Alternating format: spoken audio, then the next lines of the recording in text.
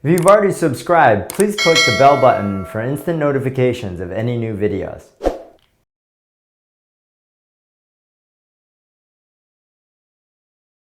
Have a crane handle on it, and what happens after you install the GRCS is you access up the tree.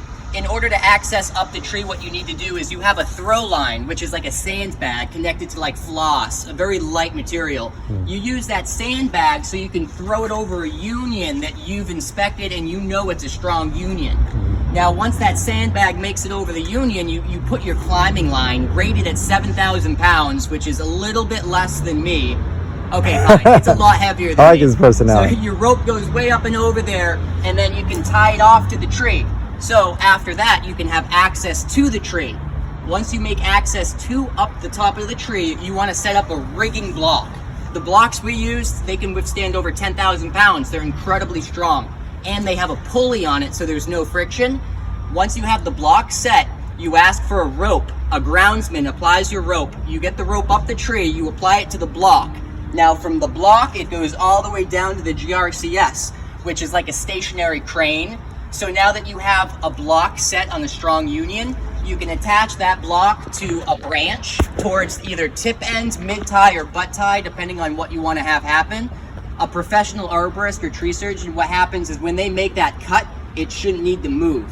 So once it's been cut, it's gonna stay up in the air, and if it's like a 300-pound piece of wood, it's not heavy because the rope goes to the GRCS, and the GRCS can modulate the amount of weight. So whatever it might be, 300 pounds or 2,000 pounds, it's gonna feel like it's only a couple of pounds on the hands. So the groundsman doesn't need to be overwhelmed by the sheer amount of weight that you're taking. Kind of like when people do rock climbing, and it's that type of Yep, so system. he's like the puppet master. My groundsman is Douglas, and he's been with us for a year, and the way that we communicate is really important because it's my responsibility to set the ropes where they need to go, and then it's his responsibility to actually make the cut in order for the piece to come by. And of course, I'll send you over an awesome portfolio because we got a lot of really cool videos that sort of demonstrate some of the skill set we have. So this is just a little example of some of the work we've done. Cool. So you'll see that everything's tied down the ropes. Yeah. Sometimes we incorporate zip lines. And as you can see, we climb up all the way to the top, and this is us lowering down trunk wood. Got it. So instead of just cutting it and dropping it and whatever happens on the ground, you worry about it later, we make it so that there is nothing on the ground to worry about. Turf management or driveway maintenance, it's so expensive that it makes more financial sense to slow down a little bit, to do it the right way, to take it out piece by piece, and then once you're all set and done, the tree is gone and everything looks the same.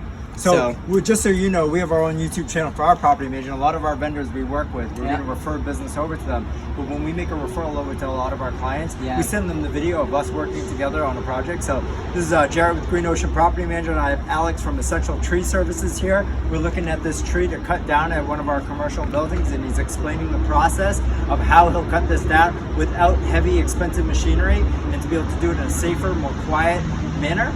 And Alex from Essential Tree Services. Thank you so much. Yeah.